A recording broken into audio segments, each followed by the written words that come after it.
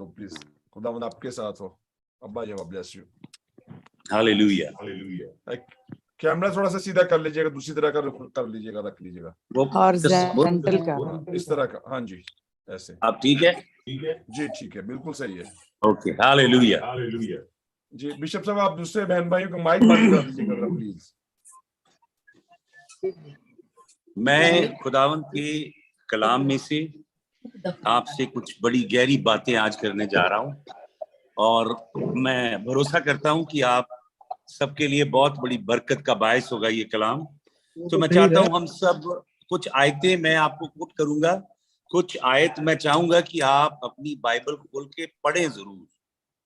तो सबसे पहले जो मैं आपके लिए पढ़ना चाहता हूं वो याकूब के खत में मिलेगा हमें, न्यू टेस्टामेंट में, epistle according to saint James. याकूब, उर्दू में मुझे नहीं मालूम क्या कहते हैं जेम्स को, याकूबी कहते हैं, याकूब का खत। तो उसका 3 बाब उसकी 13 आयत से, आप 3 की 13 से पढ़ता हूं। यहाँ पे याकूब जो खुदावंद यीशु मसीह का आधा भाई था, यूसुफ और मरियम के वसीला पैदा हुआ था, जिसने खुदावंद यीशु मसीह पे उसकी सेवकाई की, उसकी खिदमत का जब आगाज हुआ तो उसने खुदावंद यीशु मसीह पे भरोसा नहीं किया, बल्कि वो खुदावंद यीशु मसीह के विरोध में था। लेकिन बाद में खुदावंद यीशु मसीह ने उसकी जिंदगी बदली और वो खुदावंद यीशु मसीह का एक बड़ा अजीम खादिम, एक बहुत ही अजीम तालिब बना। तो वो लिखता है याकूब 3 की 13 में, Who is wise man and endued with wisdom among you? Let him shew out of a good conversation his works and meekness of wisdom. याकूब का खत, जेम्स चैप्टर 3 वर्स नंबर 13।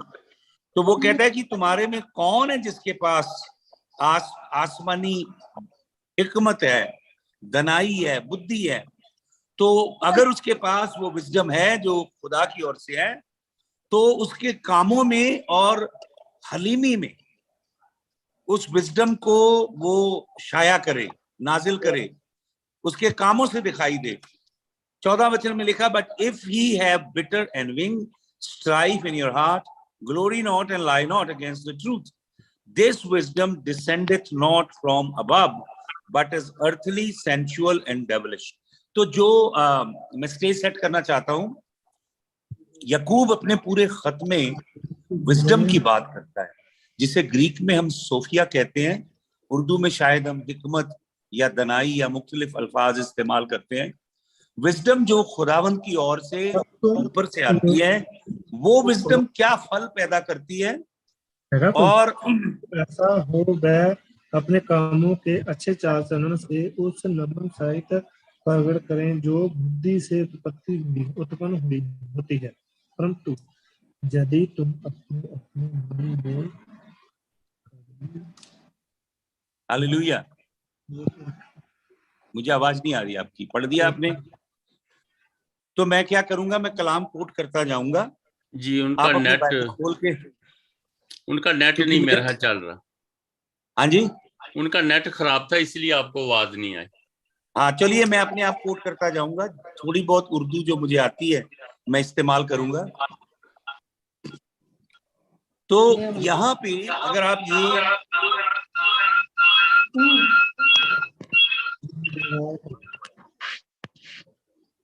वो माइक्रोफोन प्लीज बंद कर दीजिए। जी कर दिए। ओके, तो देखिए याकूब विजडम की बात करता है जो खुदावंद के तख्त से उतर के हमारे अंदर समाती है, और वो विजडम प्रिंसिपल है इस जिंदगी को जीने के लिए। जमीन पे जो जिंदगी हम जिस्म में जीते हैं, उसके अंदर हम किस तरह राइट डिसीजंस लें, किस तरह खुदावंद के खौफ में मुसलसल आगे बढ़ें, तो उसके लिए जो इंस्ट्रक्शंस ऊपर से उतरती हैं वो विजडम।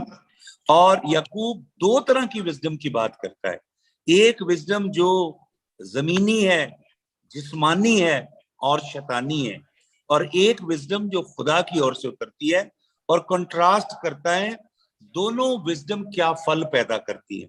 खुदावंद यीशु मसीह कहते हैं तुम दरख्त की पहचान दरख्त के स्टैचर को देख के नहीं, उसकी शाखाएं उसकी पत्तियों को देख के नहीं, बल्कि दरख्त के फल से करोगे। तो यहाँ पे फल बताता है याकूब कि विजडम के फल क्या है। एक ऐसी विजडम जो आसमानी रूहानी फल पैदा करती है, और एक ऐसी विजडम जो जिस्मानी और जमीनी और शैतानी फल पैदा करती है। तो जो याकूब यहाँ पे इशारा कर रहा है विजडम का, उस जर्नी पे हम चलेंगे। ये बड़ी गहरी बात है। याकूब इनफैक्ट अपने पूरे खत में विजडम की बात कर रहा है, और वो कहता है कि अगर तुम्हारे में से किसी को विजडम या हिकमत बुद्धि की कमी हो तो वो खुदावन से मांगे। याकूब जिस बुद्धि की बात कर रहा है वो स्कूल की एजुकेशन, कॉलेज या यूनिवर्सिटी की एजुकेशन से नहीं मिलती, ये खुदावन की ओर से आती है, और उन सबको मिलती है जो खुदावन से मांगते हैं।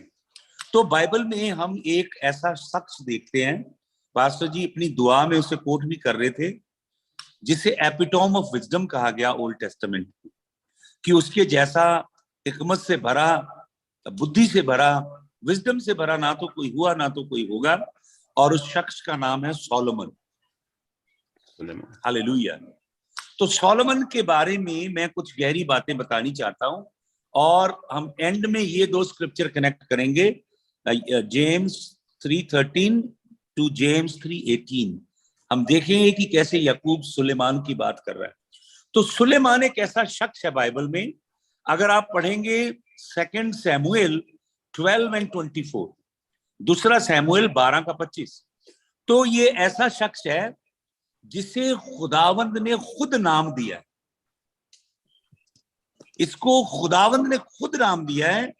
और अगर आप पढ़ोगे 1 क्रॉनिकल्स, पहला इतिहास, उर्दू में शायद तवारीख कहते हैं, 1 क्रॉनिकल्स चैप्टर 22 8 to 10, तो उसमें लिखा है कि खुदावंद खुद सुलेमान को नाम देते हैं, और अपने एक अजीम खादिम को भेज के खुदावंद इसे नाम देते हैं, और इसका नाम है जेडाइडा। जेडाइडा एक यूनिक नाम है जो बाइबल में और किसी का नहीं है, केवल एक शख्स का नाम है।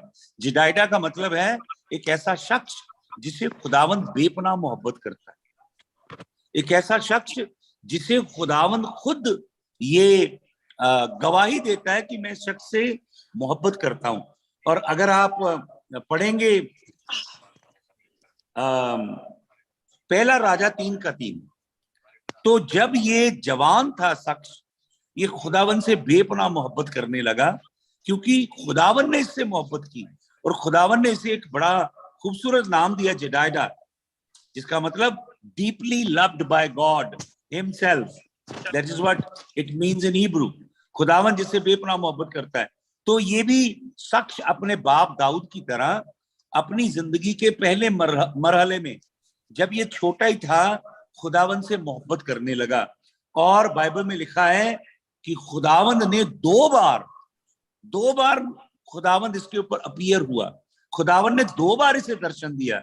दूसरा इतिहास 2 क्रॉनिकल्स, दूसरा तवारीख शायद आप कहते हैं, उसका पहला बाब उसकी 7 आयत, 2 क्रॉनिकल्स 1:7 एंड 1 किंग्स 9:2, पहला राजा 2:9। तो ये बताते हैं 2 कोटेशंस कि 2 बार इजराइल का खुदावंद इसके ऊपर नाजिल हुआ, 2 बार। और पहला राजा 3:3 में लिखा है कि सुलेमान खुदावंद से भी बेपनाह मोहब्बत करता था। और 2 Samuel 12:25 and 1 chronicles 22 8 to 10, God himself loved him, and when he was born, God gave him a name from heaven. एक heavenly name इसे दिया, जेडाइडा। हालेलुया। एक ऐसा शख्स जो खुदावन से छोटी उम्र में मोहब्बत करने लगा, और जब बादशाह बना तो खुदावंद इसके ऊपर अपीयर हुआ, और खुदावंद ने चाहा कि ये खुदावंद से कुछ मांगे।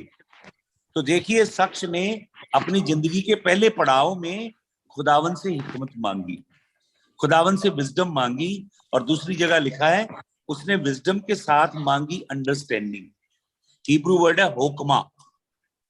खुदावन से हिकमत मांगी, दनाई मांगी, विजडम मांगी, बुद्धि मांगी। तो खुदावन इससे बहुत खुश हुआ। खुदावन ने हिकमत, दनाई, बुद्धि के साथ साथ इसे बेपना शौहरत दी, बहुत बड़ा रुतबा दिया, और इसे बेपना दौलत दी, और इस दुनिया में जो कुछ इंसान को दरकार होता है वो सारी जमीनी हदों को पार करके खुदावन ने इसको दिया।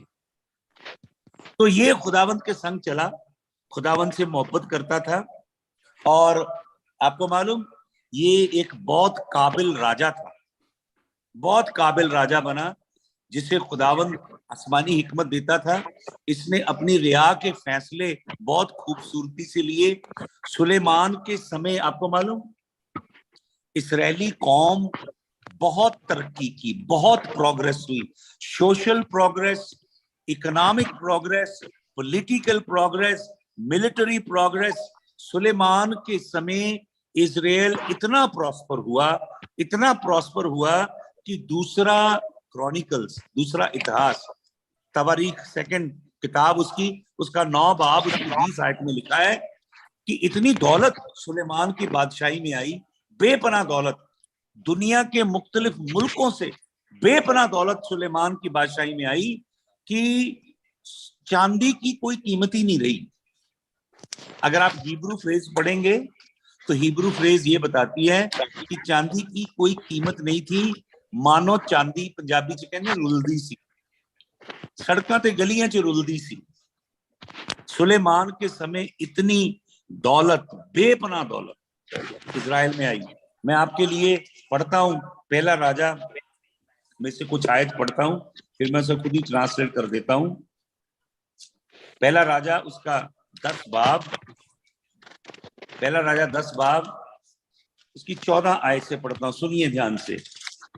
पहला राजा 10 बाब की 14 आयत, यहां लिखा है, Now the weight of gold that came to Solomon in 1 year was 600 score and 6 talents of gold. Besides that, he had the merchant and the traffic of the spice merchant and of all the kings of Arabia and the governors of the country. And King Solomon made 200 targets of beaten gold, 600 shekels of gold went to one target, and he made 300 shields of beaten gold, 3 pounds of gold went to one shield, and king put them in the house of the forest of Lebanon. Moreover, the king made a great throne of ivory and overlaid it with best gold, and the throne had 6 steps and to the top, and throne was round behind, and there stays on either side. On the place of the seat 2 lions stood on each stay. तो सुलेमान की जो दौलत थी और सुलेमान की जो prosperity थी, उसे मेजर नहीं किया जा सकता। मैं सोलोमन पे एक बहुत बड़ी रिसर्च करने वाले जूइश स्कॉलर की बुक पढ़ रहा था, तो वो ये बता रहा था कि सोलोमन की जो ट्रेजेडी थी, खजाने थे, वो लगभग 3.8 ट्रिलियन डॉलर से ज्यादा थे। 3.8 ट्रिलियन डॉलर से ज्यादा। हमारा देश जो हिंदुस्तान है, हमारे देश की जो इकोनॉमी है, it's reeling around 2 trillion dollars. जो पूरे मुल्क की सारी दौलत है वो 2 ट्रिलियन डॉलर है। हिंदुस्तान इतना बड़ा मुल्क है, लेकिन सुलेमान की जो इकोनॉमी थी दैट वाज 3.8 ट्रिलियन डॉलर। और कितना छोटा मुल्क है बनी इसराइल हिंदुस्तान के मुकाबले में। तो दौलत बेशुमार, बेपनाह थी, और सुलेमान के पास किसी शय की कमी नहीं थी। और मैं आपके लिए कुछ पढ़ना चाहता हूं कि जब शिबा की रानी, शिबा की क्वीन आई, तो वो सुलेमान की प्रॉस्पेरिटी देख के शी वाज ऑस्ट्रक कि सुलेमान कितना बड़ा एडमिनिस्ट्रेटर था। सुलेमान एक इंटरनेशनल पॉलिटिकल फिगर था। सुलेमान ने दुनिया के मुख्तलिफ मुल्कों के साथ तिजारत करने के कई पॉलिसीज बनाई। सुलेमान एक इंटरनेशनल डिप्लोमेट था। सुलेमान के समय कोई लड़ाई नहीं हुई, कोई मुल्क इजराइल के खिलाफ खड़ा नहीं हुआ। सुलेमान की इंटरनेशनल पॉलिसीज इतनी अमेजिंग थी कि जितने मुल्क थे नेबरहुड में और दूर दराज के इलाकों में, सब ने सुलेमान के साथ ट्रीटी कर ली। Bilateral treaties, political treaties, economic treaties, financial treaties, business treaties, और पूरी दुनिया के साथ सुलेमान और बनी इसराइल तिजारत करता था। और पूरी दुनिया के मुल्क जो थे सुलेमान के आगे झुक गए और वो अपना अपना जिसे जजिया बोलते हैं या ट्रिब्यूट बोलते हैं, वो सब लेके सुलेमान के पास आया करते थे। तो सुलेमान को किसी किस्म की कमी नहीं थी, बेपनाह दौलत थी। इतनी दौलत थी कि दुनिया भर का सोना सुलेमान ने इजराइल में इकट्ठा कर लिया, और चांदी इतनी जरूरत से ज्यादा थी कि जैसे मैंने आपको बताया, सेकंड क्रॉनिकल्स 9:20 बताती है, पंजाबी में कहेंगे सलकां दे विच रुलदी सी चांदी। सुलेमान को किसे शायद ही कोई थोड़ नहीं सी। हालेलुया। तो मैं अभी आपके लिए आपको बता रहा था कि कितना बड़ा एडमिनिस्ट्रेटर, कितना बड़ा पॉलिटिकल डिप्लोमेट, कितना बड़ा सोशली लोगों को कनेक्ट करने वाला, कितना बड़ा आलिम इंसान जिसने इंटरनेशनल ट्रेड खोले इजराइल के लिए। तिजारत के बहुत सारी पॉलिसी सुलेमान ने बनाई और बहुत सारी डिप्लोमेटिक दूसरे कंट्रीज के साथ बायलैटरल टाइज की जो बड़ी फ्रूटफुल हुई। और सुलेमान एक पॉलिटिकल जीनियस तो था, सुलेमान एक बहुत बड़ा मिलिट्री जीनियस था। उसने बहुत बड़ी और पावरफुल मिलिट्री खड़ी की। हाईली इंटेलिजेंट इंसान था और बड़ा गिफ्टेड कम्युनिकेटर था। आपको मालूम, मैं आपको बाइबल में से कुछ बताना चाहता हूं। मैं पढ़ना चाहता हूं आपके यहाँ पे, मैं वापिस आऊंगा। पहले मैं आपके लिए पढ़ना चाहता हूं पहला राजा उसका 4 बाब, फर्स्ट किंग्स चैप्टर नंबर 4। आप पढ़िए अपनी अपनी बाइबल खोल के, पहला राजा उसका 4 बाब, फर्स्ट किंग्स चैप्टर नंबर 4। सुनिए, पहला राजा की 4 बाब और उसकी 32 आयत से। पहला राजा 4 बाब की 32 आयत से। And he spake 3,000 proverbs and his songs were 1,005। Suleman ने 3,000 इमसाल प्रोवर्ब लिखी जिन्हें बाइबल में शुमार नहीं किया गया, और उसने गीत लिखे बेशुमार और उनकी गिनती 1,005। एंड आगे लिखा 33 वचन में, and he spake on trees. वो इतना बड़ा आलिम था कि पेड़ों के ऊपर, बॉटनी के ऊपर, जियोलॉजी के ऊपर, जियोग्राफी के ऊपर, from the cedar tree in Lebanon unto the hyssop that springeth out of the wall। वो बॉटनी, बायोलॉजी, जियोलॉजी, कॉस्मोलॉजी, इन सब के ऊपर लिखने वाला एक आलिम शख्स था। He spake also of beast, वो जानवरों के ऊपर भी लिखता था, एनिमल किंगडम का मास्टर था, एंड ऑफ फाउल्स, और आकाश के परिंदों के ऊपर, end of creeping things end of fish. जितना कुछ खुदावन ने पैदा किया, मरीन लाइफ के ऊपर गहरे डिस्कोर्स उसने लिखे, फाउल्स ऑफ द एयर के ऊपर उसने गहरे गहरे डिस्कोर्स लिखे, क्रीपिंग एनिमल्स के ऊपर उसने गहरे डिस्कोर्स लिखे। और 34 आयत देखें, कितनी खूबसूरत आयत है, बड़ी अजीम आयत है। पहला राजा 4 बाब उसकी 34 आयत। And there came of all people to hear the wisdom of Solomon। लिखा है पूरी दुनिया से, from all kings of the earth।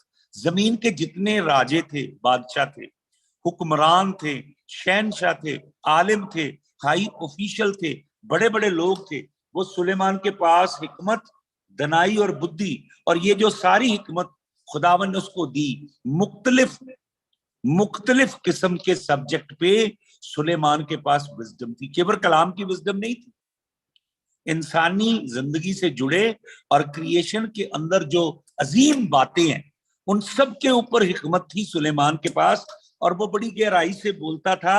और जमीन के बादशाह, बड़े बड़े लोग, हुक्मरान सुलेमान के पास आते थे और सुलेमान सेमिनार ऑर्गेनाइज करता था।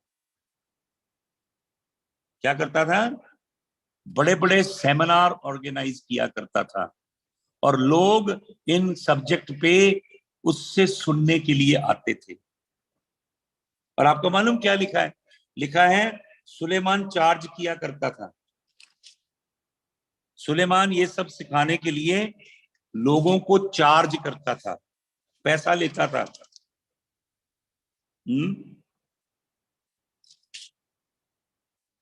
They came all the people to hear wisdom of Solomon from all the kings of the earth which had heard of his kingdom. तो ये लोग आते थे और सुलेमान अपने सेमिनार करता था और लोगों को चार्ज किया करता था। सोलोमन के पास बहुत से चैनल थे to earn wealth. Money would just flow from all the channels to Solomon. Suleman के पास मुख्तलिफ जरियों से दौलत आती थी, बेपनाह दौलत सुलेमान के पास थी। हालेलुया। और सुने, इसका हम पढ़ेंगे 29 आयत। And God gave Solomon wisdom, understanding, exceedingly much, and largeness of his heart, even the sand that is on the seashore. इतनी हिकमत दी, खुदावन ने बुद्धि दी कि वो एक्सीड हो गई जितने जर्रे रेत के हैं जमीन के ऊपर। और 30 वचन में लिखा है, Solomon's wisdom excelled the wisdom of all the children of the east country and the wisdom of Egypt. He was wiser than all men, than Ethan the Ezrahite, Heman and Kakol, Darda and son of Mahol, and his fame was in all nations round about. Suleman की हिकमत के चर्चे दुनिया के मुख्तलिफ मुल्कों में फैल गए। पूरी सरजमीन पे हर किंगडम, हर बादशाही, हर मुल्क सुलेमान की हिकमत के बारे में जानता था कि कितना अजीम बंदा है सुलेमान। और मैंने आपको पढ़ के बताया कि सुलेमान की दौलत इतनी बढ़ गई। पहला राजा 10 बाब उसकी 14 आयत, आप पढ़ना, मार्क कर लें। पहला राजा 10 बाब की 14 आयत और दूसरा क्रॉनिकल्स 9 बाब की 13 आयत। प्लीज इन्हें आप मार्क करें।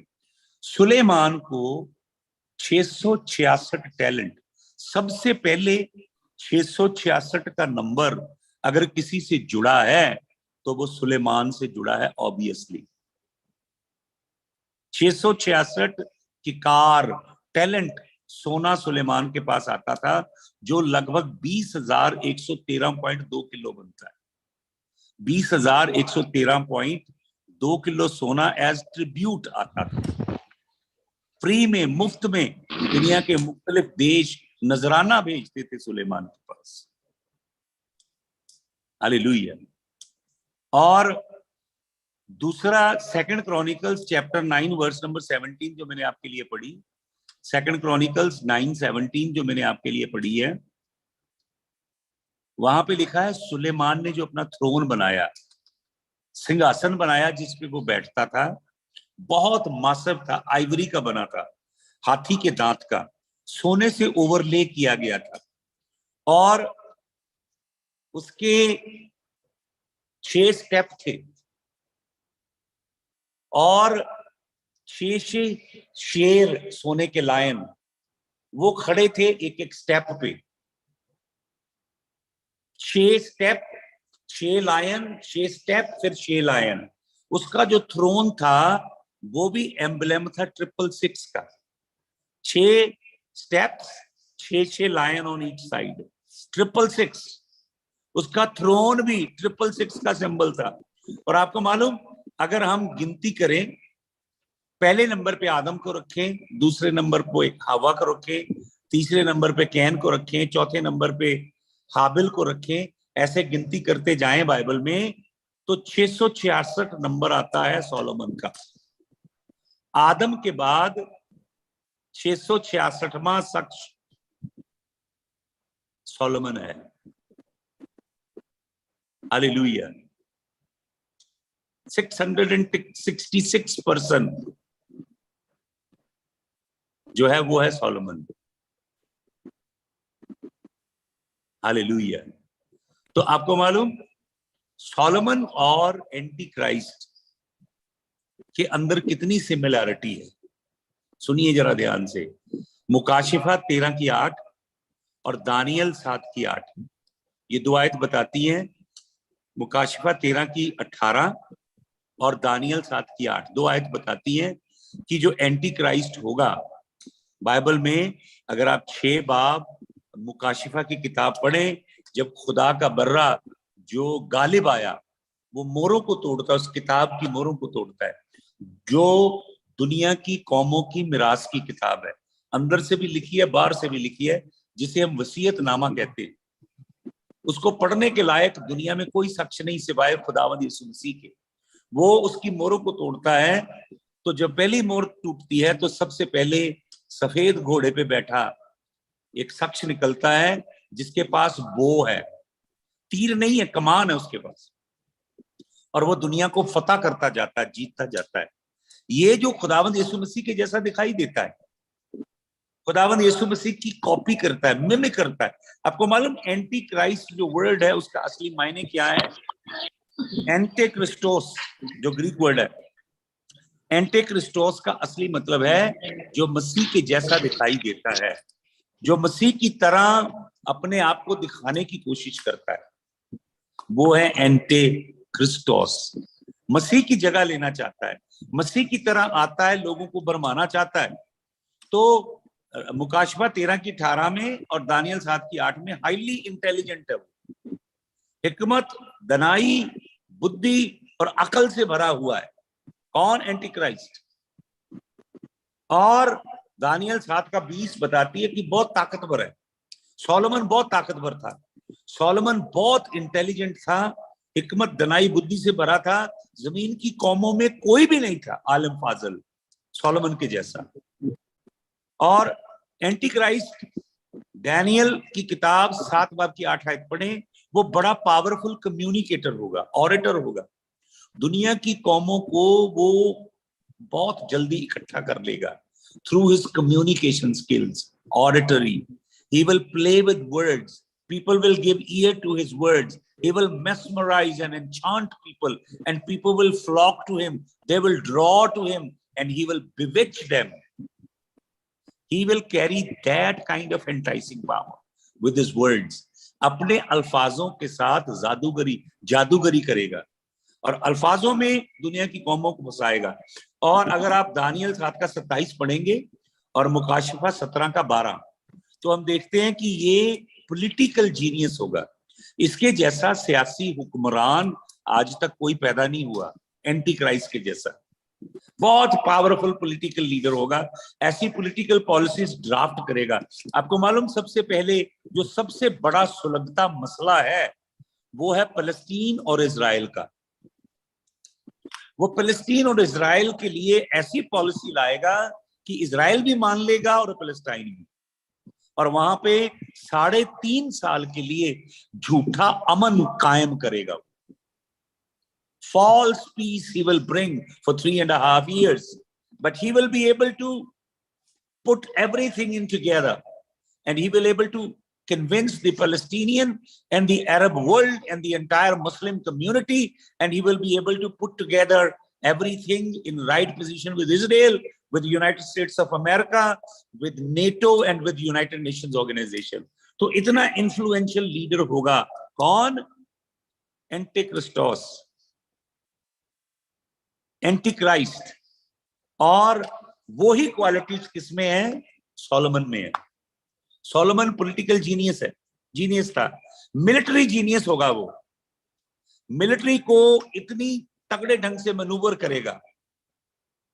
अगर आप पढ़ेंगे मुकाशिफा 13 की 4 और मुकाशिफा 17 की 14 और मुकाशिफा 19 का 19, 3 आयत, मुकाशिफा 13 की 4, 17 की 14, 19 का 19, तो आप देखेंगे कि anti Christ great military leader होगा, पूरे वर्ल्ड की मिलिट्री को यूनाइट करेगा अंडर वन बैनर। और सोलोमन के समय मिलिट्री थ्राइव कर रही थी। Solomon was a great military leader, और सोलोमन एक ग्रेट इकोनॉमिस्ट है। जितना ज्यादा पैसा सुलेमान के समय था उतना पैसा किसी के समय नहीं आया। बेपनाह बेशुमार दौलत सुलेमान ने इकट्ठा की। आपको मालूम खुदावन ने क्या कहा था? सुनिए, मैं आपको कुछ वचन पढ़ के देता हूं जो खुदावन ने कहे थे। किससे? अपने खादिम मूसा से। खुदावन ने मूसा को ये हिदायतें दी थी। आप इस्तिश्ना की किताब, जिसे डिट्रॉनमी कहते हैं, हम व्यवस्था सार कहते हैं, इस्तिश्ना उसका 17 बाब, और मैं आपके लिए पढ़ता हूं उसके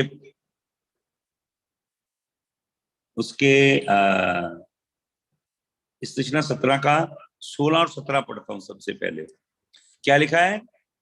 but he shall not multiply horses to himself, nor cause the people to return to Egypt, to the end that he should multiply horses. For as much as the Lord had said unto you, he shall henceforth return no more that way. Neither shall he multiply wives to himself, that he turn away, that his heart turn away. Neither shall he greatly multiply to himself silver and gold. तो खुदावन ने क्या कहा था मूसा से कि जो बनी इस्राएल के राजा बने, वो अपने लिए बहुत सारे घोड़े इकट्ठे ना करें, वो मिस्र की ओर लौटने का तहिया ना करें, वो इतनी मिलिट्री पावर एक्यूमुलेट ना करें कि वो अपनी मिलिट्री पे घमंड करें, गुरूर करें और शैतान के ट्रैप में गिर जाएं। और फिर खुदावन ने कहा कि बहुत सारी मिलिट्री पावर नहीं इकट्ठा करना, और फिर खुदावन ने कहा कि जो खुदावंद के चुने राजा हों उनकी बीवियां ज्यादा नहीं होनी चाहिए, वो हरम मत बनाएं अपने लिए, और बहुत ज्यादा औरतें इकट्ठी ना करें। और फिर खुदावन ने कहा ना वो बादशाह सोना इकट्ठा करें ना चांदी इकट्ठा करें, अपने खजानों को बड़ा ना करें। ये हिदायतें खुदावन ने दी। और हम क्या देखते हैं? हम देखते हैं, मैं पढ़ता हूं आपके लिए, पहला राजा उसका 11 बाब, पहला राजा उसका 11 बाब, और मैं आपको कुछ कलाम देना चाहता हूं। पहला राजा 11 बाब उसकी पहली है, but Solomon loved many strange women, बहुत सी अजीब औरतों से सुलेमान ने इश्क लगाया, together with the daughter of Pharaoh, women of Moabite, Ammonite, Edomite, Zidine, Zidonians, Hittites, of the nations concerning which the Lord said unto the children of Israel, ye shall not go into them, neither shall they come unto you. क्यों कहता है खुदावंद? For surely they will turn your heart away after their God. Solomon clave unto these in love. देखिए, मैंने आपको एक आयत दी पहले, पहला राजा 3 की 3 की, सुलेमान खुदावन से इश्क करता है, सुलेमान खुदावन से बेपनाह मोहब्बत करता है। लेकिन यहाँ पे हम देखते हैं सुलेमान अब औरतों से, मुख्तलिफ मुल्कों की औरतों से जो शैतानों की पूजा करती हैं, बदरुओं की परस्तिश करती हैं, और वो काम करती हैं जो खुदावंद की नजर में घिनौने हैं, अबॉमिनेबल हैं। और वो कौमें जिनको जिनके अंदर सरपेंट सीड है, सांप का बीज है, जिनके बाबत खुदावन ने कहा था कि इनके साथ मैरिज नहीं करना। मैं कलाम देता हूं आपको, पढ़े जल्दी से इस्तिश्ना की किताब, डिट्रोनमी चैप्टर नंबर 7, डिट्रोनमी इस्तिश्ना उसका 7 बाब, और उसकी पहली कुछ आयतें पढ़ता हूं। When the Lord thy God shall bring thee into the land whither thou goest to possess it, and hath cast out nations before thee, the Hittite, the Girgashite, the Amorite, the Canaanite, the Perizzite, the Hivite, the Jebusite, 7 nations greater and mightier than thou art. ये hybrid nation थी जिनके अंदर सांप का बीज था। And when the Lord thy God shall deliver them before thee, thou shalt smite them and utterly destroy them. Thou shalt make no covenant with them, nor show any mercy. खुदावन ने कहा ये जो कौमें हैं इनको मुकम्मल तौर पे इनको नेस्ता नबूद करना, और इनसे कोई भी रिश्ता नहीं बनाना, इनके साथ कोई ऐद नहीं बनाना। और क्या कहा खुदावन ने तीसरी आयत में, neither shall thou make marriages with them, thy daughter thou shalt not give unto his son, nor his daughter thou shalt take unto thy son. तू अपने बेटे के लिए उनकी लड़कियों से और अपनी लड़कियों से उनके बेटों की शादी मत करना। तो क्या लिखा चौथी आयत में, for they will turn away thy son from following me, वो तेरे बेटे को मेरे पीछे चलने से हटा देंगी, that they may serve other gods, वो दूसरे माबूदों की, पत्थरों की, लकड़ियों की परस्तिश करेंगी। so will the anger of the Lord be kindled, खुदावंद का गुस्सा तेरे पे भड़केगा, and destroy thee suddenly, और खुदावंद तुझे नेस्ता नाबूद कर देगा। खुदावन तुझे मारेगा बनी इसराइल अगर तू उन गैर कौमों की औरतों के संग शादी करेगा, अपनी बेटियां भी आएगा या अपने बेटों की शादियां करेगा, तो खुदावंद का कहर तेरे ऊपर टूटेगा and God will destroy you. तो देखिए सुलेमान ने क्या किया, सुलेमान ने वही सारे काम किए। मैं पढ़ रहा हूं आपके लिए पहला राजा 11 बाब। तो क्या लिखा है कि सुलेमान, दूसरी आयत में लिखा है सुलेमान ने इनसे शादी कर ली और सुलेमान का दिल इनसे इश्क करने लगा। पहले सुलेमान का दिल खुदावन से इश्क करता था, अब इन गैर कौमों की औरतों से। तीसरी आयत में लिखा ही हैड 700 वाइव्स, 700 तो बीवियां हैं, princesses and 300 concubine and their wives turned away his heart. 700 बीवियां, 300 रखेलें, और उन्होंने मिलके खुदावंद के इस तालिब का दिल खुदावंद की ओर से हटा दिया और इसका दिल बदरुओं की ओर चला गया, लकड़ी और पत्थर के माबूदों की ओर चला गया, और सुलेमान बदकारी में गिर गया और खुदावंद से दूर चला गया। क्या लिखा है चौथी आयत में, For it came to pass when Solomon was old that his wives turned away his heart after their gods. उसकी बीवियों ने उसका दिल अपने देवताओं की ओर मोड़ दिया, and his heart was not perfect with the Lord God as was the heart of his father David. For Solomon went after, क्या क्या घिनौने काम सोलोमन करता है। Solomon went after Ashtoreth, the goddess of Zidonian, after Milcom, the abomination of the Ammonite. अमोनियों के, जिडोनियन के, अमोनियों की देवी अश्तोरेत की पूजा करता है और एमोनाइटों के देवता मिल्काम की पूजा करता है। And Solomon did evil in the sight of the Lord and went not fully after the Lord as did David his father. Then Solomon built a high place for Chemosh. सबसे गंदा काम उसने किमोश देवता के लिए ऊंची जगह बनाई जो मोआबियों का देवता था।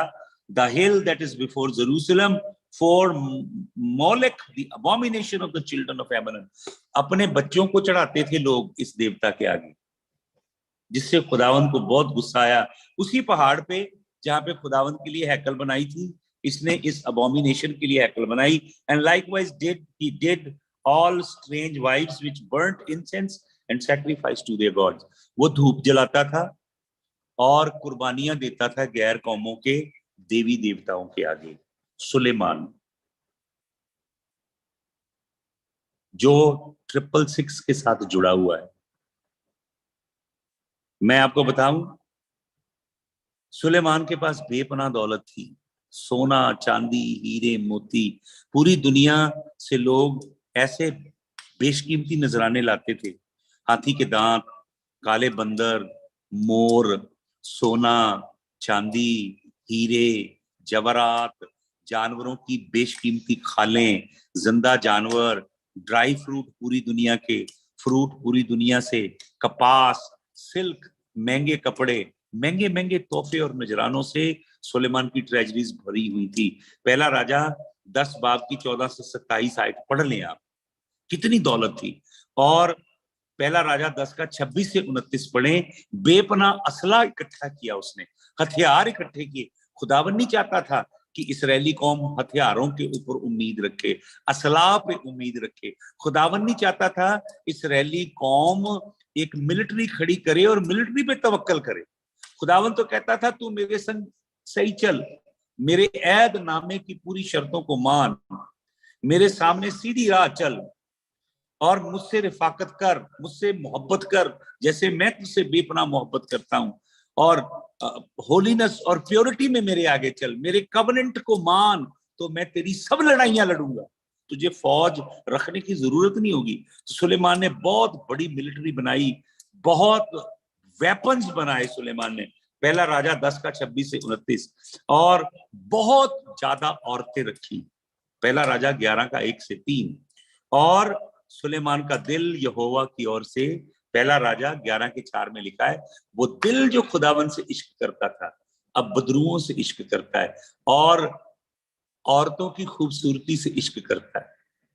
सुलेमान खुदावन से गिर गया और पराये देवतों की, पहला राजा 11 की 5 में लिखा है, गैर कौमों के मबूदों को धूप जलाता है और कुर्बानियां देता है। आपको मालूम सुलेमान की लाइफ का एंड कितना ट्रेजिक है। मैंने सोलोमन पे बहुत सी जूइश किताबें पढ़ी हैं जो बताती हैं कि सुलेमान एंड में विचक्राफ्ट का शिकार हो गया, जादूगरी की ओर मुड़ गया, विचक्राफ्ट की ओर मुड़ गया। क्यों? क्योंकि भाई और बहनों, बेपनाह दौलत। आपको मालूम, बाइबल में जहां कहीं भी दौलत का जिक्र है, अमेरिका का सबसे बड़ा गुनाह मालूम क्या है? कि अमेरिका ने ऐसी प्रॉस्पेरिटी गॉस्पेल लोगों को दी जिसने लोगों के दिलों को खुदावन से दूर कर लिया। ये प्रॉस्पेरिटी गॉस्पेल ने ये सिखाया कि कैसे आप अपने ईमान को इस्तेमाल करें, कैसे कलाम की मुख्तलिफ आयतों को जो प्रॉस्पेरिटी के बारे में बोलती हैं उनको मेमोराइज करें और उनको कन्फेस करें, उनको बोले दुनियावी दौलत, दुनियावी ऐशो आराम की चीजें और लग्जरी और दुनिया की चीजों को एक्यूमुलेट करने के लिए ये सिखाया। कैसे पॉजिटिव कन्फेशन करना है, कैसे पॉजिटिव इमेजिनेशन करना है। उन्होंने लॉ ऑफ अट्रैक्शन सिखाए। अमेरिका के बहुत से फेमस प्रीचर, जिनका मैं नाम नहीं लेना चाहता, उन्होंने कलाम नहीं सिखाया, उन्होंने लोगों को साइकोलॉजी सिखाई। साइकोलॉजी के साथ कलाम ऐसे गूंदा जैसे आटे को पानी के साथ गूंदा जाता है। उन्होंने लोगों को पॉजिटिव थिंकिंग सिखाई। नॉर्मन विंसेंट पेल ने जो शुरू की, क्रिस्टल कैथीड्रल वाले ने जो शुरू की, कलाम नहीं, लगता कलाम है लेकिन पॉजिटिव थिंकिंग के प्रिंसिपल सिखाए। उन्होंने लोगों को लॉज ऑफ अट्रैक्शन, जो फ्री मिशनरी लोगों की पुस्तकें हैं, वो लॉज ऑफ अट्रैक्शन सिखाए। क्वांटम फिजिक्स को ब्लेंड किया, मेटाफिजिकल साइंस सिखाई। उन्होंने दुनिया के सेकुलर वर्ल्ड में जो लोग बिजनेस करते हैं, बिजनेस सेमिनार्स करते हैं, उसके क्या प्रिंसिपल हैं, सक्सेसफुल पावरफुल बिजनेस के, बिजनेस को कैसे बढ़ाना है अपने, वो सिद्धांत चर्च में ले आए। कि वही प्रिंसिपल जो दुनियावी प्रिंसिपल है कारोबार के, तिजारत के, वही प्रिंसिपल वो ले आए कि इन प्रिंसिपल के साथ चर्च को कैसे बढ़ाएं। हालेलुया। मुझे मेरी ओके उल्टी होगी तस्वीर, तो सुनिए ध्यान से। प्रॉस्पेरिटी गॉस्पेल ने लोगों के अंदर तस्वीर स्थिति का ऐसी भूख पैदा की कि कैसे ईमान को इस्तेमाल करना है, कलाम को इस्तेमाल करना है, कलाम की आयतों को इस्तेमाल करना है दुनियावी शय इकट्ठी करने के लिए। और उन खादमों ने लोगों को क्या सिखाया? लोगों को यह सिखाया कि इस दुनिया की सारी शय इकट्ठी करो। आप जितनी ज्यादा दुनियावी शय, लग्जरी की, कंफर्ट की, दौलत की, बेपनाह दौलत, शोहरत दुनियावी आप इकट्ठी करेंगे, उतना आप खुदा के ज्यादा पास है। हमारे पंजाब में बोलते सुपर ब्लेस्ड, केवल प्रॉस्पेरिटी। एक प्रचारक ने, जो कलाम मैं सुलेमान पे दे रहा हूं, उसने इसको उल्टा करके सिखाया कि हमें सुलेमान की तरह बनना है। अजीजों, हमें सुलेमान की तरह नहीं बनना, जिसकी जिंदगी का एंड बड़ा डिजास्टरस है, जो 666 के साथ जुड़ा हुआ है। दौलत का इश्क आपके दिल को खा जाएगा। आप प्रॉस्पेरिटी गॉस्पेल के द्वारा अमीर होना चाहते हैं, दुनियावी शैमी इकट्ठा करना चाहते हैं, या खुदावंद यीशु मसीह के आसमानी खजानों में धनी होना चाहते हैं? क्या चॉइस है आपकी? सुलेमान दिखाई नहीं दे रहा है नए नियम में। नए अहदनामे में इब्रानियों का खत 11 बाब में उसे हॉल ऑफ फेमर कहते हैं। पुराने अहदनामे के अजीम लोगों के नाम लिखे गए हैं, उनमें सुलेमान का नाम शुमार नहीं है। मुझे नहीं मालूम, मैं जज नहीं हूं कि सुलेमान हेवन में है या नहीं है, लेकिन मुझे लगता नहीं है उसकी लाइफ का एंड देख के। आपको मालूम, सुलेमान जो आखिरी किताब लिखता है इक्लीसियास्टस, इक्लीसियास्टस 2:17 में कहता, आई हेटेड लाइफ, मैं जिंदगी से नफरत करता हूं। एक ऐसा इंसान, पहला राजा 11इज्म हीडोनिज्म है। ग्रीक लोगों की एक फिलॉसफी है हीडोइज्म, हीडोनिज्म। हीडोनिज्म का मतलब क्या है? Eat and drink and be merry for tomorrow we shall die. कुरिन्थियों के खत में खुदावंद का खादिम पलूस बताता है, ये ग्रीक फिलोसोफर की एक जिंदगी जीने की शैली थी, क्योंकि वो मानते थे कुछ भी नहीं है। There is no afterlife, there is neither heaven nor hell, there is no god, it's only nature, so let's enjoy life to the fullest. खाओ पियो मौज करो, कल हमने मरना है। और क्या कहता है बार बार? Vanity, vanity. क्या कहता है? वैनिटी। वैनिटी का मतलब खाली है, सब कुछ हवा है, कुछ भी नहीं है। एक ऐसा शख्स जो हिकमत दनाई से और खुदावंद के फजल से भरा हुआ था, खुदावंद के इश्क से भरा हुआ था, जिसको खुदावंद ने 2 मरतबा दर्शन दिया, जिसका नाम खुदावंद ने रखा जडाइदा, कि मैं तुझसे मोहब्बत करता हूं, जो खुद खुदावंद से बेपनाह मोहब्बत करता था। दौलत में, दुनियावी दौलत ने, सोना चांदी हीरे मोतियों ने, रथों ने, घोड़ों ने और बेशुमार बीवियों ने और दुनिया की लग्जरी की बेपनाह चीजें उसका दिल खा गई और उसे खुदावंद से दूर ले गई। बंदा कहता है आई हेट लाइफ। और एक और अजीम बंदा है बाइबल में, खुदावंद का रसूल पौलुस, फिलिपियों 1:21 में कहता है for me to live is Christ and die is gain. मेरे लिए जीना मसीह और मरना लाभ है। एक ऐसा इंसान जिसे मालूम है दूसरी दुनिया, वो कहता है इस दुनिया में दुख उठा के हमें आसमानी बादशाही में शामिल होना है, और कहता है इस दुनिया के जो दुख हैं वो तो बहुत थोड़े हैं और बहुत थोड़े समय के लिए हैं, जो जलाल नाजिल होने वाला है आने वाली दुनिया का। ये वो खादम थे जो लोगों को केवल ये नहीं सिखाते थे कि दुनिया में दौलत, गाड़ी, बंगला, विदेशों के वीजे कैसे लगवाने हैं, रियल एस्टेट कैसे लेनी है, मिरेकल मनी आपके बैंक अकाउंट में कैसे, ये बकवास नहीं सिखाते थे। ये सिखाते थे आने वाली दुनिया में, उस दुनिया में हमने जाना है तो कैसे हम अपने आप को तैयार करें खुदावंद यीशु मसीह की जलाली दुल्हन बनने के लिए। हालेलुया। तो भाई और बहनों, देखिए एक शख्स कहता है मैं जिंदगी से नफरत करता हूं, इक्लेसियास्टस 2:17 में। और क्या कहता है? कहता है अंडर द सन, सूरज के नीचे सब बेकार है।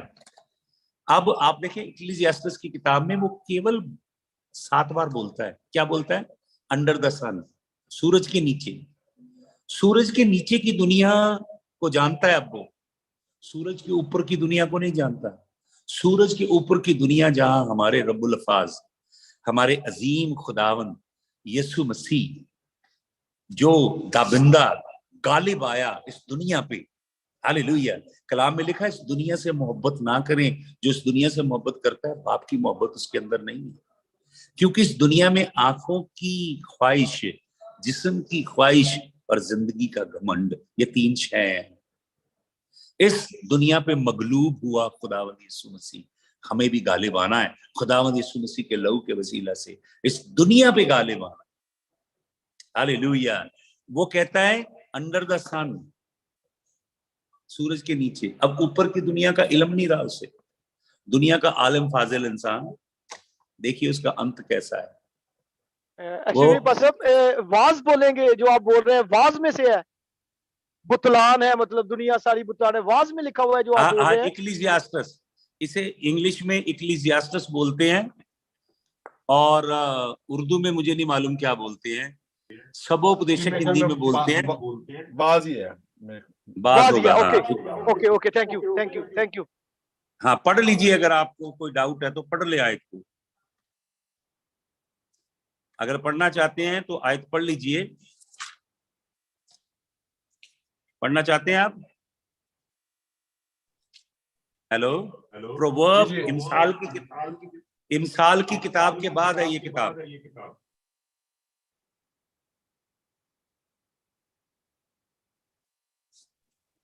2:17 जो मैं आपको आयत कोट कर रहा हूं। मैं बहुत सी आयतें दे सकता हूं लेकिन अभी मैं खत्म करना चाहता हूं। तो इक्लेसियास्टस, जिसे बाज कहते हो आप लोग, उसकी 2 बाब की 17 है। Therefore I hated life because the work that is wrought under the sun is grievous unto me, for all is vanity and vexation of spirit। ये लिख रहा है अपनी जिंदगी का, जिसमें इसके पास बेपनाह हिकमत थी, दनाई थी जो खुदा ने दी थी। आपको मैं बताना चाहता हूं, जो मैंने सबसे पहले आयत पढ़ी, याकूब के खत 3 बाब की 13 आयत। याकूब कह रहा है कि वो हिकमत, वो बुद्धि, वो दनाई जो खुदा की ओर से आई, उसने जो फल पैदा करने थे,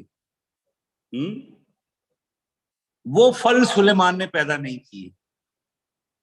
तो मैंने आपको सबसे पहले वो आयत पढ़ाई कि याकूब सुलेमान की ओर इशारा कर रहा है। जब वो याकूब अपने खत में लिख रहा है पूरा खत जो लिख रहा है उसके अंदर विजडम की बात कर रहा है। तो कहता है याकूब 3:13 में, who is wise and endued with wisdom from among you, let him shew out of good conversation his works with meekness and wisdom. But if he have bitterness, envying, strife in your heart, glory not and lie not against the truth. This wisdom descendeth not from above, but is earthly, sensual, devilish. And for where envying and strife is, there is confusion and confusion and every evil work. But the wisdom that is from above is pure, then peaceable, gentle, easy to be entreated, full of mercy, of good fruits, without partiality and without hypocrisy. And for fruit of righteousness is sown in peace of them that make peace. ये जो हिकमत जो 17 और 18 बाब की हिकमत है, ये सुलेमान की जिंदगी के पहले मरहले में थी, लेकिन वो विजडम कितनी ज्यादा पॉइजनस हो गई, वो बन गई जो यहाँ पे लिखा है 15 आयत में, अर्थली, सेंसुअल एंड डेविलिश। तो हमें चौकसी करनी अपनी जिंदगी की कि हम कौन सा फल पैदा करते हैं। और ऑल थ्रू सुलेमान की बात अपने ज़हन में करते हुए याकूब खत लिख रहा है। अगर 5 बाब पढ़ेंगे याकूब के खत में, go to now ye rich men, weep and howl for your miseries that shall come upon. Your riches are corrupt and your garments are moth eaten. Your gold and silver is cankered, and the rust of them shall be witness against you, and ye shall eat your flesh as it were fire. Ye have heaped treasure together for the last days. आपको मालूम सुलेमान का disaster दौलत से करने लगा।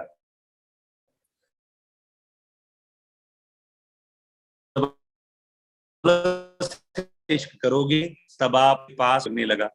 वो हर दिखावे वाली शय से इश्क करने लगा। हालेलुया। और वो खुदावन से दूर चला गया। तो खुदावन कहते हैं लौदीकिया की कलीसिया को कि तू कहता है कि तू अमीर है, पर तू गरीब है और कंगाल है। मेरे पास आ, मैं तुझे कुंदन सोना दूंगा। ये कलाम का कुंदन सोना, इसके ऊपर दिन और रात आंख लगा के रखना, इसे दिन और रात अपने दिल में रखना, इसकी इंस्ट्रक्शंस के अनुसार अपनी जिंदगी जीना, तो खुदावंद आपको सफल करेगा। और मैं आखिरी जो थॉट आपको देना चाह रहा हूं, मेरे माइंड से स्लिप हो रही है, कहीं ऐसा ना हो कि सुलेमान जैसा हशर हो जाए हमारा। चौकसी के साथ हम अपनी जिंदगी गुजारें खुदावंद के जलाल के लिए। खुदावंद आप सबको बड़ी बरकत दे। खुदावंद यीशु मसीह के जलाली नाम में आप सबको जय मसीह की। जय मसीह ji. Hallelujah, hallelujah, hallelujah. Praise the lord, praise the lord. खुदावंद की तारीफ हो, खुदावंद की तारीफ हो। सचमुच भाई साहब आप आते हैं तो रूह का मसा हम सब पास आ जाता है, हम रूह के मसा में एक हो जाते हैं। Praise the name of the Lord. Hallelujah, hallelujah. और आज आपने बड़ा प्यारा बाबरकत मैसेज बाहवाला हम सब तक खुदावंद की आवाज को पहुंचाया है। खुदावंद के शुक्रगुजार हैं और दुआगो हैं कि खुदावंद इसी तरह आपको अपने नाम और जलाल के लिए कसरत से हमेशा इस्तेमाल करता रहे और इसी तरह आगे बढ़ते रहें और खुदावंद के जलाल के लिए काम करते रहें। जोरदार तालियां सर जी, जोरदार। आमीन, आमीन। Praise god, praise god, hallelujah, hallelujah, hallelujah. Thank you जी। तो आए हम अपने सरों को झुकाएंगे, अपनी आंखों को बंद करेंगे और दुआ मांगेंगे। आज हमारे पास कुछ दरख्वास्तें भी हैं, हम उनके लिए भी स्पेशल दुआ करेंगे। तो आज सबसे पहले दुआ हम करेंगे बहन गुलनाज और भाई कैसर के लिए, इनके जो भी प्लान है, जो भी ये खुदावंद से मांग रहे हैं, खुदावंद इनको मुहैया करे। तो बहन नबीला के बेटे के लिए जो कि लाहौर से हैं, वो उनका बेटा जो है वो थोड़ा सीरियस है, तो वो माँ बड़ी परेशान है। तो प्लीज आप सब लोग अपने हाथ को बुलंद करके उनके लिए दुआ करना आज। और उसके बाद फिर मैं रिक्वेस्ट करूंगा कि कैथरीन की अम्मी हमारे दरमियान हैं, हमारे साथ हैं और वो हमारे पास हैं। पंजाबी में वो कहते नहीं, जैसे गोता लग जाता है उनको, तो अक्सर उनको ना वो गोता लगता है। तो मैं तो 2 दफा देखा, मैं तो परेशान हो जाता हूँ, इतना बुरा गोता लगता है। तो मैंने ना आज सुबह ही जैसे गोता लगा ना, मैंने कहा मैंने आज स्पेशल जूम मीटिंग के सारे खुदा के खादमों से, खुदा के लोगों से रिक्वेस्ट करनी है कि प्लीज दुआ में याद रखें कि ये गोता दोबारा ना लगे उनको। हमारा खुदावंद हमारी दुआओं को सुनता है और वो हमें जवाब देता है। जब हम ईमान से सारे मिल के मांगेंगे तो खुदावंद हमें ये जरूर मुहैया करेगा। हालेलुया। और कैथरीन के लिए भी दुआ करना, उसका गला खराब है, नज़ला है, फ्लू है, जुकाम है, तो उसके लिए भी जरूर दुआ करना। और हमारे दरमियान एक और फैमिली है, तो वो भी इंडिया से हैं, लेकिन इस वक्त वो मेरे पास ही हैं, इधर अमेरिका में हैं, और उनका बेटा है इज़राइल, उसका नाम इज़राइल है, और उसके कोई थोड़ा सा ना ब्रेन का मसला है। तो प्लीज आप उसके लिए भी जरूर खुदा से दुआ करें कि खुदावंद उसके जहन को खोले और वो बेटा जो है ना वो बातें करना शुरू हो जाए। और हमारे दरमियान एक और दरख्वास्त आई है, हमारी बड़ी बहन है, बहन ट्रीजा, वो कराची में होते हैं, उनकी पोती है मरियम हारून, तो उसको उसके लिए स्पेशल दुआ करना। उसकी वो जो उसको कहते नहीं, जो पंजाबी में वो धुन्नी जड़ी हुंदी है, धुन्नी दे कोल ना कोई होवे,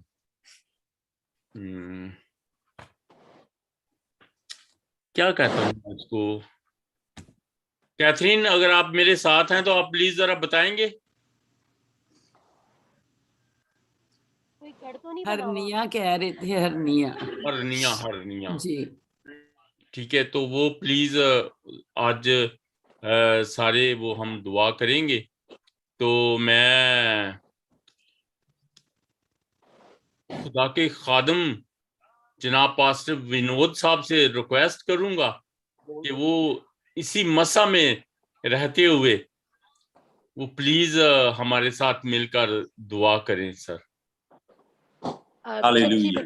अप्रैल के लिए प्रे कर लिए, बेटी अप्रैल के लिए, बेटी अप्रैल ओके। हाँ जी, वो ये हमारे बाजू पे ना स्वेलिंग बहुत ज्यादा हो गई है इंजेक्शंस की वजह से।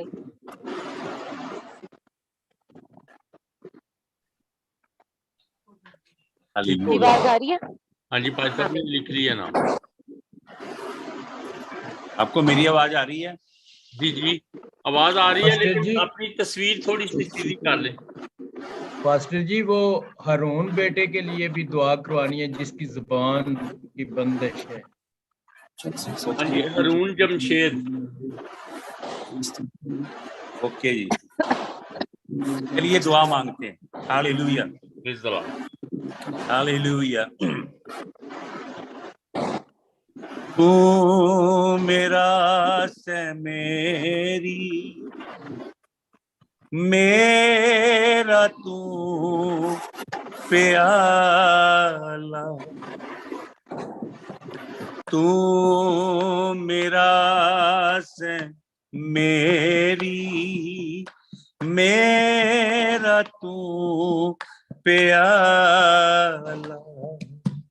जेड़ा मेरा हिस्सा ओदा तू रखवाला, जेड़ा मेरा हिस्सा ओदा तू रखवाला, ऐ खुदावंद मेरी तू कर रखवाली, होरां दे नल बन दे कौल करार हुण जेड़े, होरां दे नल बन दे कौल करार हुण जेड़े, ओ ना दे दुख सदा वदणगे बथेरे, ऐ खुदा वंद मेरी तू कर रखवाली, मेरा सब भरोसा तू यो है रब वाली, जो मिलया गया वास्ते मेरे जेड़ा, जो मिलया गया वास्ते मेरे जेड़ा, ओ है जगह सोनी सुथ रहे समेरा, ओ है जगह सोनी सुथ रहे समेरा, ऐ खुदावंद मेरी तू कर रखवाली, मेरा सब भरोसा तू यो है रब वाली। प्यारे खुदावन तेरा शुक्र करते हैं क्योंकि तेरी हजूरी का अबर हमारे ऊपर मंडला रहा है, तू हमारे दरमियान है खुदावन, और तू हमारी इन दुआओं को, हमारी इल्तजा को कान दे के सुन रहा है। Lord, I thank you because you always hearken unto us. You never despise the cry from a broken heart. Lord, you will never disdain a request that comes from a broken and contrite spirit. So Lord, I lift up Haran Jamshed right now. I pray for Harun, Lord, Harun Jamshed. I pray, Lord, that your Holy Spirit will loosen his vocal cord. Lord, that wires that you created beneath the tongue, may they be loosened in the name of Jesus of Nazareth. May his vocal system receive your miraculous healing power right now, Lord, I pray. Lord, I pray for the family of that child Israel who lives with Pastor Ji in the United States, the family from India. I plead your blood over them. Lord, whatever their prayer petitions are, I put them before the throne of grace and mercy. And Lord, I pray for April, that girl, April. I pray for her family, for all their needs. I present them before your throne of grace. Lord, I also pray for one who has hernia. Lord, that your Holy Spirit will heal that particular person in the name of Jesus of Nazareth. Lord, I pray, खुदावन जितने तेरे लोग, जितने तेरे तालिब, तेरे मुश्ताक, तेरे भूखे प्यासे लोग इस समय ऑनलाइन जुड़े हैं, खुदावन मुख्तलिफ मुल्कों से उन सबको आपके हजूर में लेके आता हूँ। खुदावन वो सब तेरी जू की भेड़े हैं। हालेलुया। हसियो दे जू दिया पेड़ा ते हाँ ओ दे लोग, हसियो दे जू दिया भेटां ते यसू दे लोग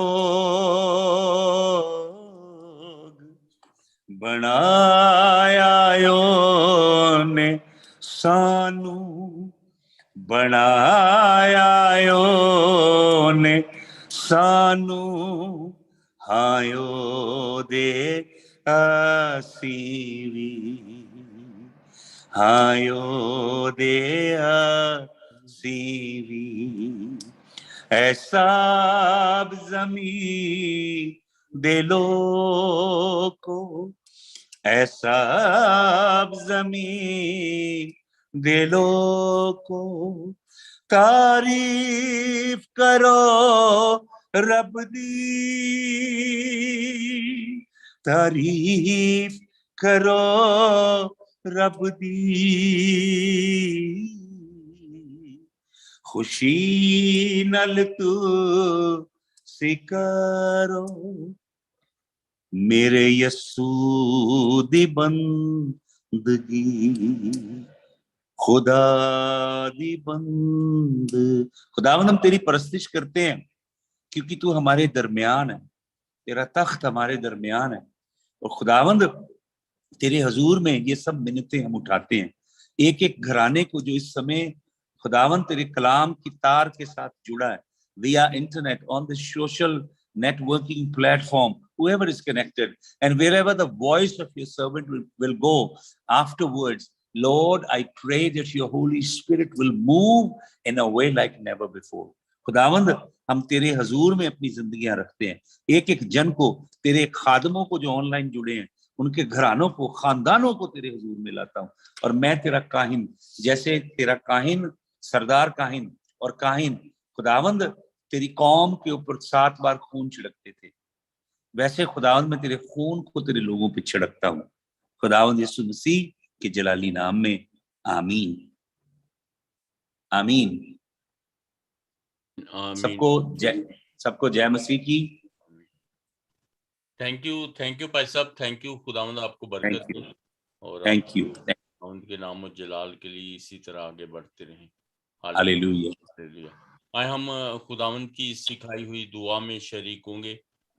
ऐ हमारे बाप, तू जो आसमान पर है, तेरा नाम पाक माना जाए, तेरी बादशाहत आए, तेरी मर्जी जैसे आसमान पर पूरी होती है, हमारे रोज की रोटी आज हमें बख्श दे, जिस तरह हम अपने कर्जदारों को माफ करते हैं, तू भी हमारे कर्ज हमें मुआफ कर, हमें आजमाइश में ना ला बल्कि बुराई से बचा, क्योंकि बादशाही, कुदरत, जलाल हमेशा तेरे हैं, आमीन। अब हमारे खुदावंद यीशु मसीह का फजल, खुदा बाप की मोहब्बत, पाकरू की रफाकत और शराकत दुनिया के कुल ईमानदारों के साथ, खुदा के खादमों के साथ और इस हाजिर जमात के साथ, इसराइल और यरूशलेम के साथ और खासकर मसीह की आमद सानी तक, अब से लेके हमेशा हमेशा तक होती रहे, आमीन आमीन। हालेलुया। खुदावंद में आप सबकी सलामती हो जी, खुदावंद आप सबको बरकत दे, मेरी तरफ से आप सबको सलाम। आमीन आमीन। और अब वक्त है कि खुदा के खादम जनाब पास्टर विनोद साहब हमारे दरमियान हैं और कोई भी उनके साथ बात करना चाहता है, उनको अप्रिशिएट करना चाहता है या कोई किसी का कोई सवाल है, कोई पूछना चाहता है, तो वो भी आप कर सकते हैं। आप थैंक यू बिशप साहब। मैं इससे पहले कि मैं रिक्वेस्ट करूंगा भाई साहब, आप प्लीज आप एवरी वेडनेसडे हमें जरूर टाइम दिया करें। हालेलुया। खुदावंद आपको बरकत दे sir. Thank you sir, thank you, god bless you too. Welcome pastor ji, बहुत बहुत शुक्रिया।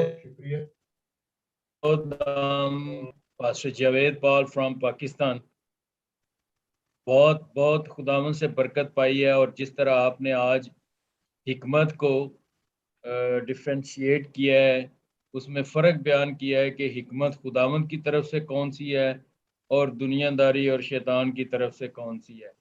यकीन माने कि पहले कभी कभार मतलब ऐसे भी होता रहा है कि जब भी हम दुआ करते थे तो यही कहते थे कि सुलेमान जैसी हिकमत अता कर, लेकिन आज ਉਹ ਰੀਅਲ में ਵੀਰ पता ਸਾਹਿਬ, चला है कि ਪੰਜਾਬੀ ਚ ਗੱਲ ਕਰੋ।